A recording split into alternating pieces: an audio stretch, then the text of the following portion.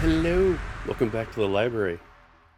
Admit it, sometimes you just see something out in the wild and you want to have it, at least when the time is right. Such is the case with our newest accessory review, the Mad Catz Advanced Wireless Controllers.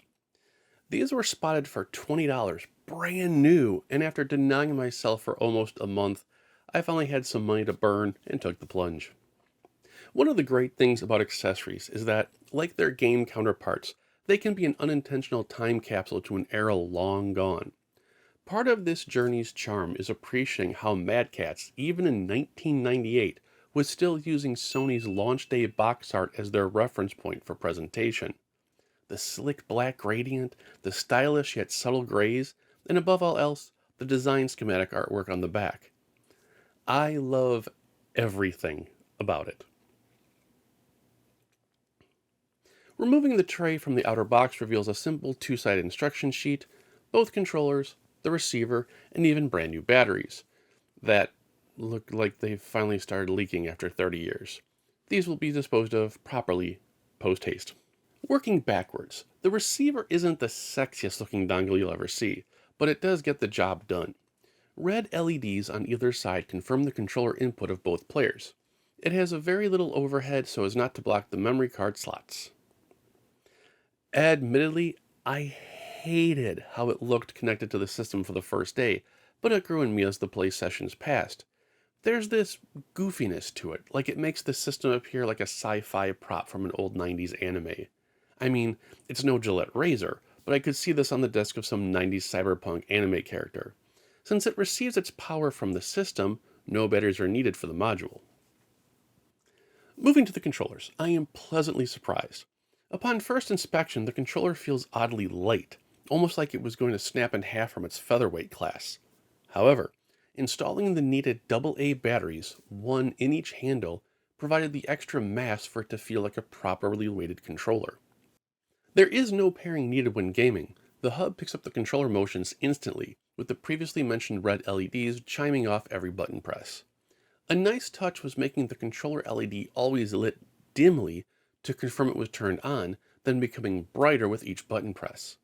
Also, there is no on or off switch for the controller. If it doesn't detect activity for 45 seconds, it just powers down on its own. Let's go back to the build quality. The controller's overall shape is nicely molded, but people with big hands or chubby fingers may find the space between the handles and the shoulder buttons a bit tight.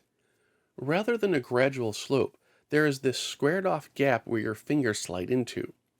The shoulder buttons have a tiny bit of travel distance, but there is this satisfying click when pressed. The D-pad will be hit or miss, depending on your preference. It's a softer plastic disc that, while not mushy feeling, feels a little too clicky when the directions hit the board. It's not a soft roll like Sony's own controllers have. The button layout is standard, but with smaller thumb buttons and the start and select shifted over to make room for the required selector switch. No lie, the smaller thumb buttons have a great feel to them, and remind me of the old classic Sega Genesis arcade controller released with Street Fighter II back in the day. Extra options include turbo on and off, but the real gimmick is that it doubles as a TV remote. When switched to remote mode, the D-pad becomes channel up and down, the thumb buttons become volume, mute, and recall, and input selection and power applied to the center buttons. Once you input the secret code to sync it with your TV, the damn thing works like a charm. Even better, you can store multiple TVs on a single remote. You don't even need the dongle for the TV part, which is hilarious. You can just carry your controller room to room. So the question is, how does it perform in-game? Shockingly good. In fact, if it weren't for an annoyance or two, I'd say this controller was one of the better third-party controllers I've used, and that's saying a lot. First on the testing block was Street Fighter Alpha 3 and Mortal Kombat Trilogy. A D-pad isn't worth the plastic it's molded from if it can't handle quarter circles and rapidly tapping motions. With Mortal Kombat, it passed with flying colors, smooth controls, moves landed every time they were inputted. It just felt right. Street Fighter Alpha 3 almost passed with the same marks, with one minor oddity. Jumping at an angle seemed to miss every so often, but not with enough consistency to truly blame it on the controller. Dragon punches came out every time, fireballs were spot on, and super moves triggered every time. Definitely a feel-good moment for the $20 I spent. Next up was Ridge Racer, my all-time favorite racing game, which I revisit quite frequently. The scientific method here was to see how the D-pad handled being rocked back and forth between turns while tracking thumb button responses. The answer is outstanding, if slightly too responsive. The first run, I kept finding myself knocking walls as I took corners. After a slight adjustment to how I was tapping the D-pad, it all just clicked, literally.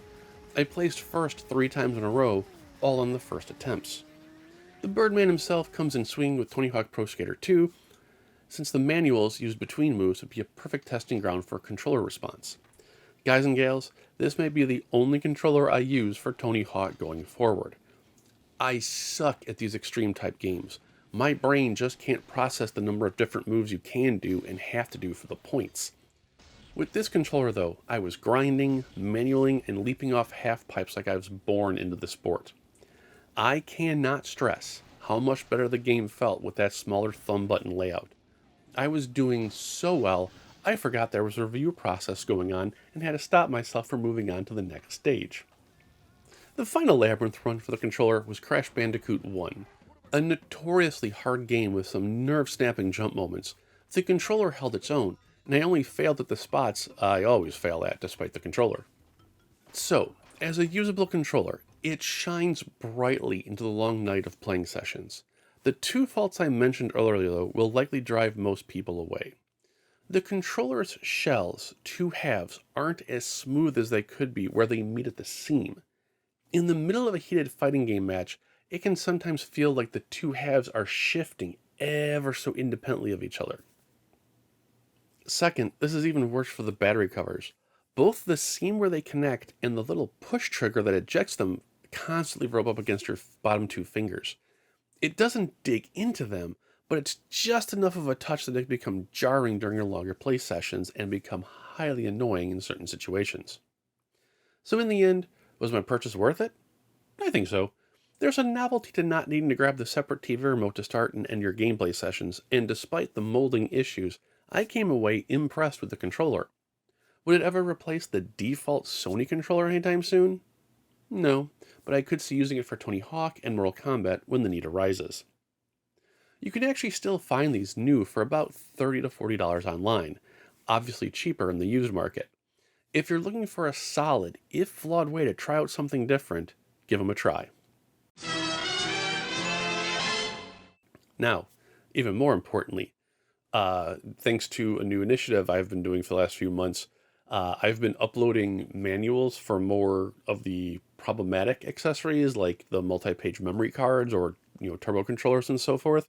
If you do pick up the Mad Catz controller used, you can go to Game-Rave /PlayStationLibrary.com. I have scanned in the entire manual sheet on both sides so you have access to all the TV remote functions and so forth. It's pretty cool to check out. If you guys have any questions, let me know in the comments below. I will see you guys next episode, and I'm always here when you need me. Take care.